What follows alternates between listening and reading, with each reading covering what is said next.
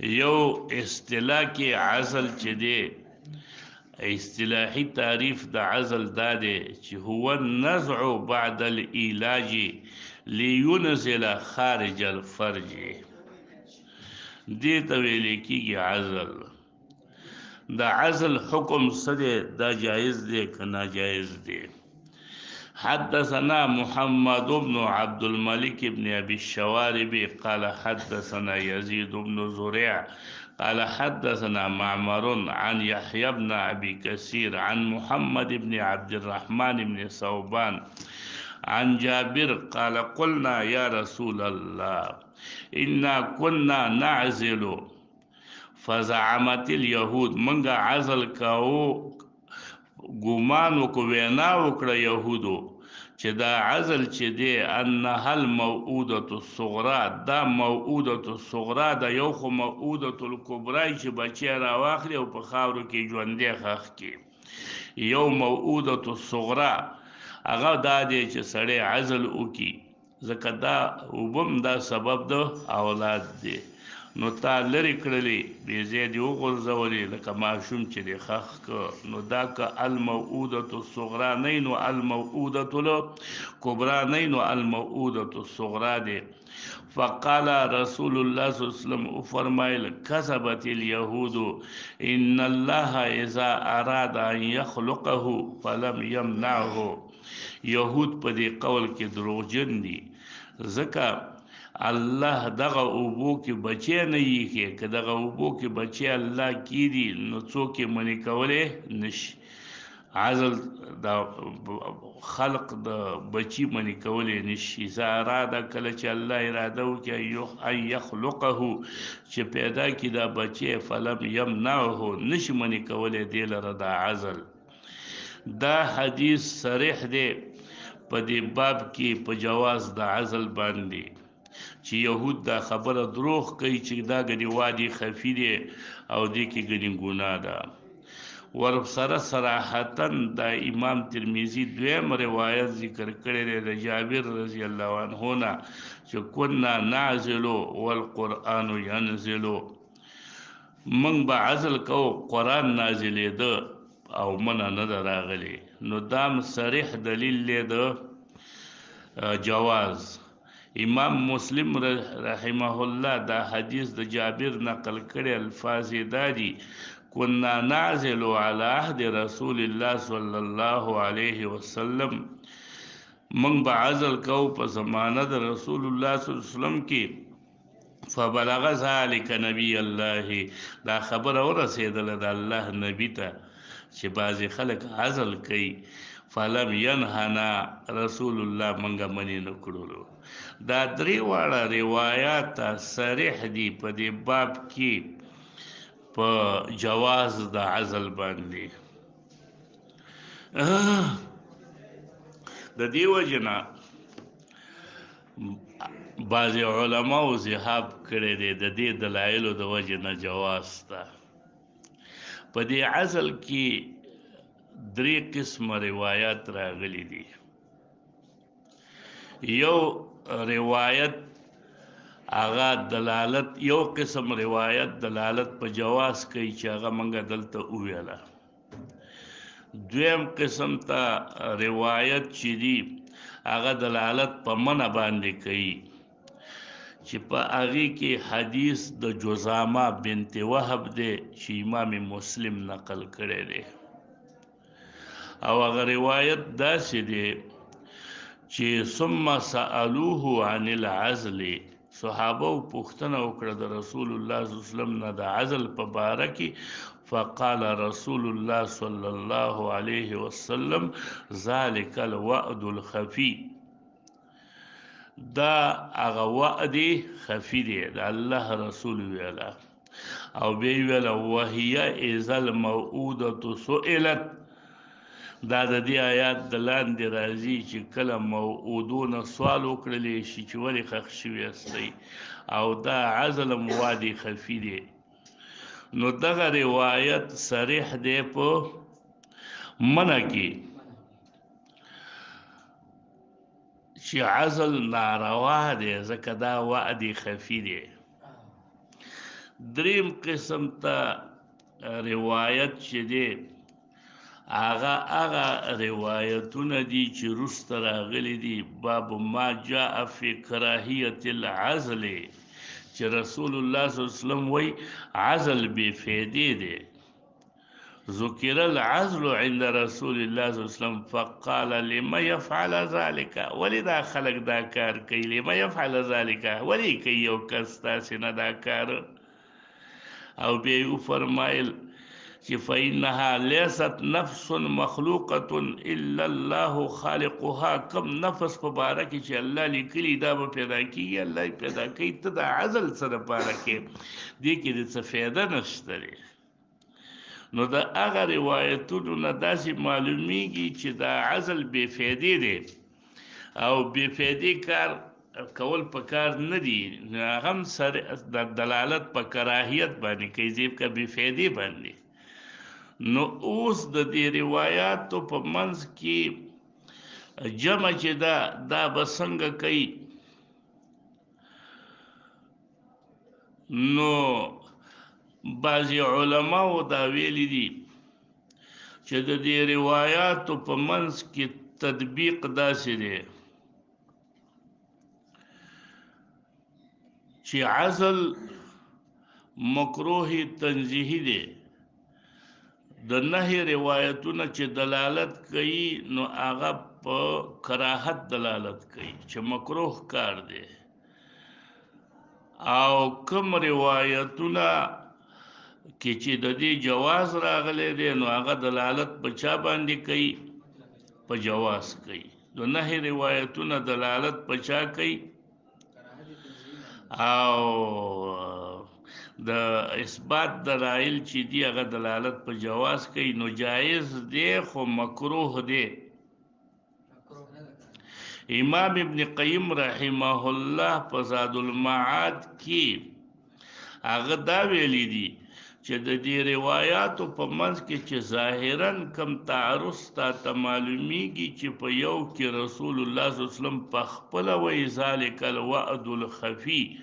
او په بل روایت کې راځي چې کذبت الیهودو چې یهود دا خبره کوي چې دا وعد دی نو په دې کې دروغجن دي وایي دا خو ظاهرا تعرض دی نو په زاد المعاد کې وایي چې نبی علیه السلام چې تکذیب کړی دی د یهودو نو یهودو یو ګمانو هغه دا چې عزل دا د دې سره حمل متصور نه دی حمل متصور نه دی د یهودو دا ګمانو چې څوک عزل کوي نو هلته حمل کېدلی نشي اصلا او دا عزل په منزله د قطع د نسل اخیستی دی چې دې کې قطع د نسل ده او دا قطع د نسل مشابه کړې ده د چا سره د وعد سره نور الله تعالی د الله رسول دا خلق دروغجن وګڼل په دې ګمان کې چې دا عزل چې دی دا منع د حمل نه کوي الله چې کوم کار کول وغواړي نو د هغې نه دا عزل مانع نه دی ته به عزل وکړې د دې نه مخکې به یو څاڅکې اوبه رحم ته داخلي شوي ته به عزل وکړې د هغې نه د بهر نه به الله تعالی هغه دغه چې سپرم هغه به داخل کړي نو دا عزل مانع نه دی د حمل نه د اولاد د پیدا کېدو نه نو یهودو دا ګمانو چې دا عزل ګنې مانع حقیقي دی نو د الله رسول دی په دې کې دروغجن کړل چې دا خبره د دې دروغجنه ده دا حقیقي منع نه راولي او رسول الله صلی الله علیه وسلم هم دې ته وعدې خفي په دې وجه ویلی دی چې یو انسان دی هغه کوم د دې دپاره چې زه دا عزل کومه زه چې دا ښځه مې حامله نشي نو اوس چې دا ستا اراده ده نو دا داسې شوله لکه دا چې یو وعدي یو وعد حقیقي دی چې پاغي کې قصدم ستایي چې زه دا ماشوم څه کومه ختمومه، فعل دی می چې بویزي او قبر ولا وکړي. او دا وادي خفي هغه ته وایي چې یوازې قصد شته دی چې زه دا ماشوم ختمومه نه راوړم، خو فعل ورسره نشته. نو د دې وجه نه دې ته وعد خفي ویلې شوی دی. او د الله رسول چې د دې یهود دروغجن کړي دي، نو هغه په دغه زعم کې دروغجن کړي دي چې دا مانع حقیقي نه دی. دا رای د امام ابن قیم ده چې د دې رای نه معلومیږي داسې چې دا قصد د صحیح نه دی، چې عزل کې دا کم قصد لري چې زه دا د ماشوم د بنوالي دپاره زه دا کار کوم، دا قصد دی صحیح نه دی، پاتې شو عمل، نو دا عمل خیر دی، عمل جایز دی، خو دا قصد ستا صحیح نه دی. دا رای د امام ابن قیم رحمه الله ده. خدا د علماو دا مسله اختلاف چې دی دا په عزل کې دی. عزل یو فعل دی انفرادي، دا یو فعل اجتماعي نه دی چې اجتماع کې ټول دا خبره خوره شي چې عزل کوي، یا د رسول الله په وختونو کې داسې حکم چې عزل کوي چې بچی نه راوړي، نه، یو انفرادي مسله ده، یو انفرادي شخص پورې تعلق ساتي چې هغه د یو ضرورت په خاطر باندې عزل کول غواړي. اوس په دې کې اول دا وقال ابو عیسی حدیث جابرین حدیث حسن صحیح، ځکه مسلم هم نقل کړی دی. وقد روي عنه من غیر وجه وقد رخص قوم من اهل العلم من اصحاب النبي صلی الله عليه وسلم وغيرهم في العزل. وقال مالك بن انس تستأمر الحرة في العزل. مالک سیوی چې ټیک د عزل جایز دی، خو د ښځې په اجازه باندې به عزل کیږي، د حرې ښځې په اجازه باندې به عزل کیږي، ځکه چې دا جما دا حق د ښځې ده، او د هغې حق چې د هغې نه لرې کې په عزل سره، نو دا به د هغې په اذن باندې کې. لکه په دې باب کې امام مالک رحمه الله وی یو روایت هم دی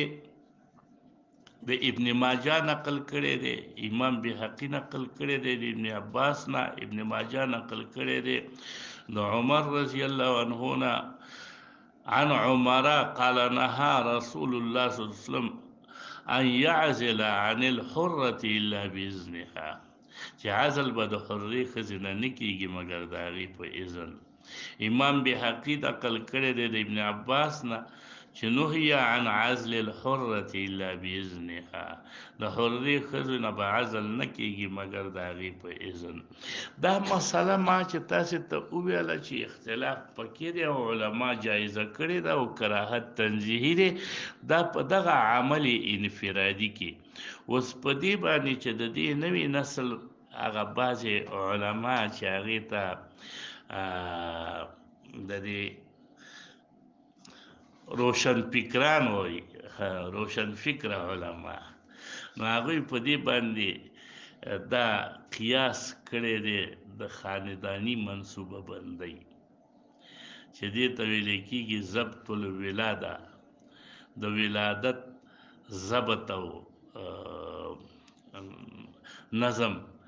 چې صبر وکړه وخت پکې ډیر تیر شي، کلونه پکې تیر شي، دې ته ضبط الولاده وایي.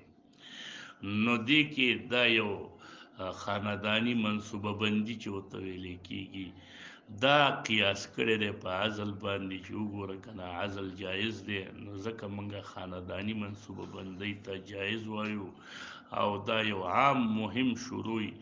په دې ټول چې حکومت سره څومره وسي او میډیا دا وایي، په دې باندې دا وایي تحریک شروع د خانداني منصوبه بندۍ، او په دې کې دا علما راولي او په دې کې دا بحثونه کوي. نو حق دا ده چې یو خانداني منصوبه بندي ده، یو عزل دی، دې دواړو کې فرق دی. عزل دا یو عمل دی انفرادي، او په دې کې که د سړي قصد دا اولاد ختمېدل راغلي نو د دې قص نه من راغلی دا د الله رسول ته ویل دي وادي خفي دی پاتې شو دا عمل ته علماو جایز ویلی دي او سره د دې نه چې رسول الله صلی الله علیه وسلم ویل دي چې دې کې څه فایده هم نشته خو عزل تر دغه ځای پورې د انفرادیت چې یو انفرادي عملي دغه ځای پورې جایز شو اوس د دې نه عزل نه که سړی یو اجتماعي تحریک جوړوي چې هلکه ټول خلک به عزل کوي دا بیا ناجایزه ده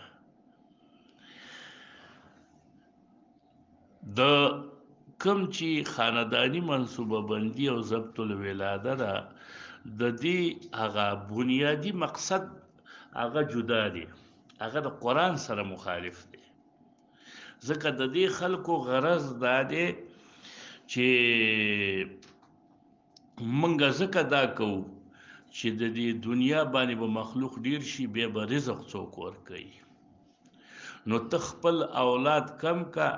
من خشیت املاق د دې وجه نه چې ستا اولاد هغه وږی نشي نو دا مقصد دی د خاندانی منصوبه بندۍ او دا مقصد د قرآن د ټولو نصوصو نه خلاف دی نو ځکه خاندانی منصوبه بندي هغه د عزل باندې قیاس کېدی نشي د هغې مقصد چې دی هغه د نصوصو شرعیو نه خلاف دی مثلا الله تعالی فرمای ما من دابة الا على الله رزقها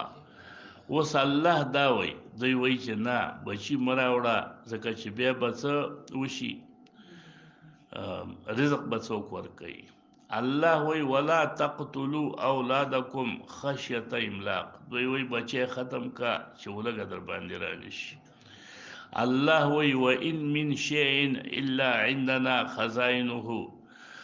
کم شی چې دی موږ سره خزانی دي او دا ختمیږي نه دوی وی چې اسباب به ختم شي الله وی وننزله وما ننزله الا بقدرنا معلوم منګه په قدر معلوم نازلو دوی وی چې نه دا چې نازل شوي دي نور نه نازلیږي او دا د هغوی لپاره ناکافي دي دا په ژوند کې چې اوسیږي د ژوندي اوس اوسیږي دوی ته نه رسیږي نو چې نور لا ډیر پیدا کیږي په کثرت سره هغوی ته به څنګه ورسیږي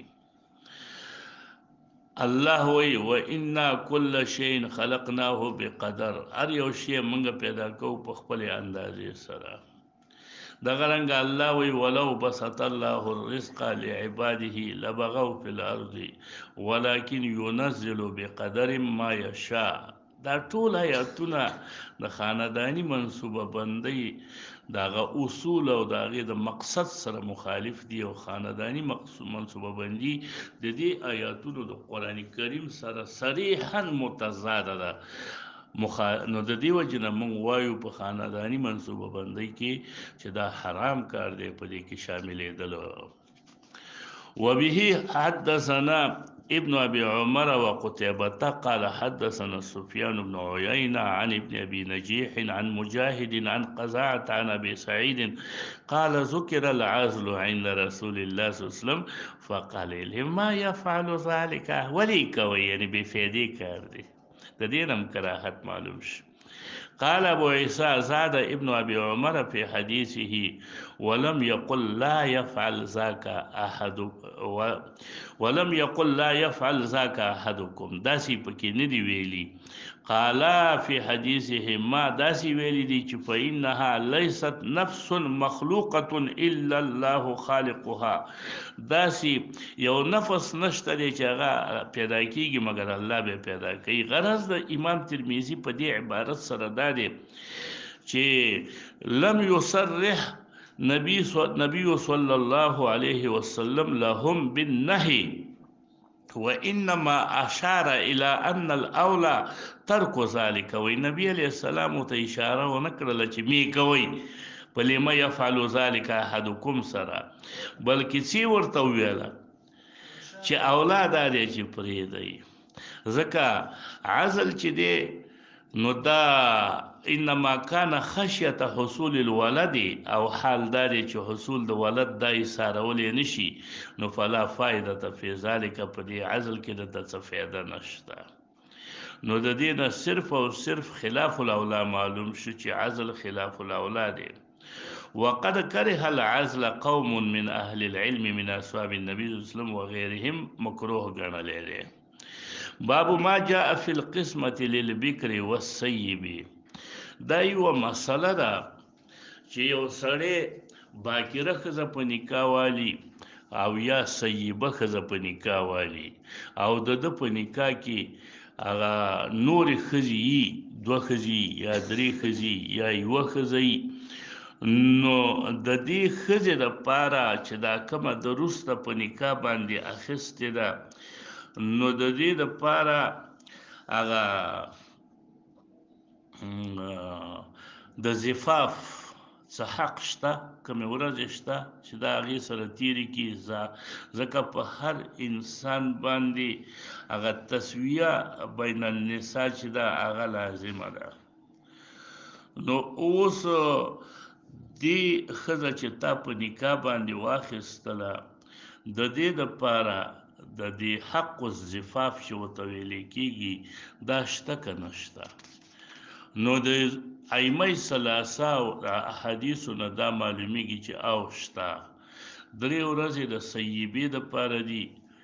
چې دا ورسره تېرې کړي چې سړي نوی واده وکړو د سیبې ښځې سره او که د باکرې ښځې سره واده وکړو نو 7 ورځې د باکرې دپاره دي او دا به په حساب کې نه شمارل کېږي دې ته حق الزفاف وایي او زمون فقه حنفي د حق الزفاف نه انکار کوي هغه وایي ټیک ده 3 ورځې د سیبې سره دي 7 ورځې د باکرې سره دي خو دا به په نمبر کې حسابیږي دا به وروسته نورو ښځو لم دغه چې 3 ورځې کونډې سره تېرې کړلې نو 3 ورځې به نورو سره تېروي که 7 ورځې باکرې سره تېرې کړي 7 ورځې به نورو سره تېروي دا د دې زاید حق نه دی دا زموږ فقه حنفي وایي نو بیا د احادیثو کې چې دا راځي چې د باکرې دپاره 7 ورځې او د سیبې دپاره 3 ورځې دي چې حق یې نه دی نو بیا د سیبې دپاره دې مو وشي او د یا د باکرې دپاره دې م 3 شي ځکه چې حق خو اسم د هغوی نه دی یو شانته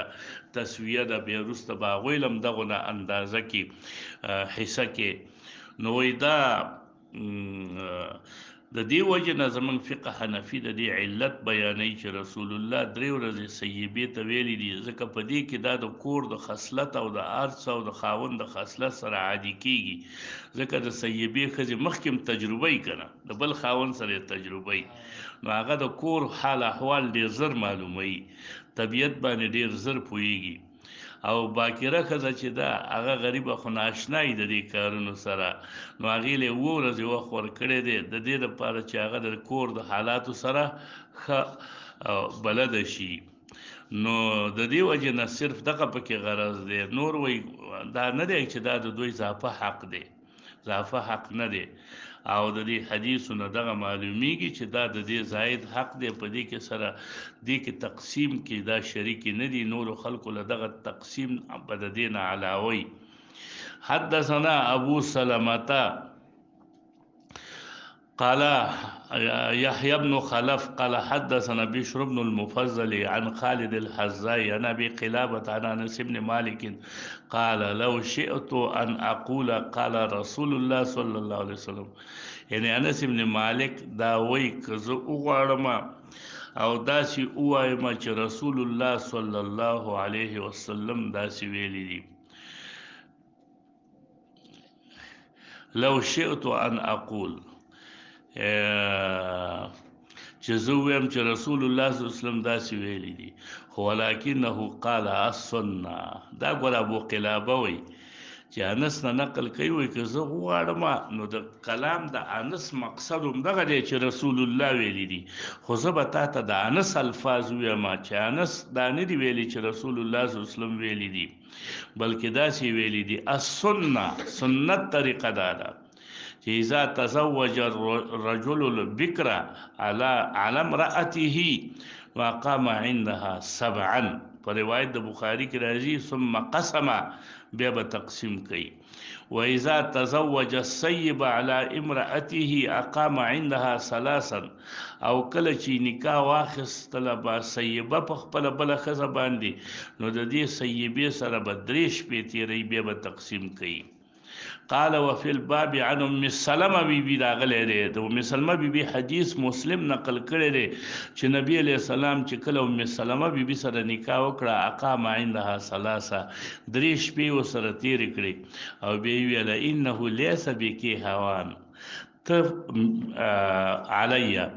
علی اهلکی، ته په خپل اهل باندې څه سپکه نه، بلکې خپل اهل ته ماته درنې، خو ځکه د دې نه ډېرې ورځې تا سره تېروم، بیا به ټولو دپاره تقسیم کوم، او که ته غواړې چې ستا حق دا 3 ورځې دی دا د سره بې تقسیمه تېرې کړم، نو بې تقسیمه بیا تېرې کړم. نو هغې ورته وویله چې نه، زه دا 3 ورځې مختاره کوم. قال أبو عيسى حديث أنس حديث حسن صحيح، وقد رفعه محمد بن إسحاق عن أيوب عن أبي قلابة عن أنس، ولم يرفعه بعضهم. قال والعمل على هذا عند بعض أهل العلم، قالوا إذا تزوج الرجل امرأة بكرا على امرأته أقام عندها 7، باکرې ښځې سره به 7 ورځې تیری، دا د په تقسیم کې بنئ. ثم قسم بینهما بعدو، بیا به وروسته د ښځو په منځ کې تقسیم کوي بالعدل. واذا تزوج السيب على امراته، مخکې ښځه شته او بیا یې سیبه واخیستله، نو اقام عندها 3، وهو قول مالک والشافعي واحمد واسحاق. او امام ابو حنیفه وی فرق نشته دی په مابین د جدیده او د قدیمه کې، باکرې او سیبې کې. دا فرقونه چې دي دا یو مصلحت د پاره دي، بلکې تقسیم به ټولو کې یو شان ته کوي. که داسې 7 ورځې تېرې کړې، ټولو سره به بیا 7 ورځې تېروي. حق الزفاف د دوی لپاره نشته دی. د دوی استدلال ټول په هغه روایاتو دی چې کوم کې د عدل ذکر راځي. هغه ټول روایتونو کې چې د عدل دلیل راځي،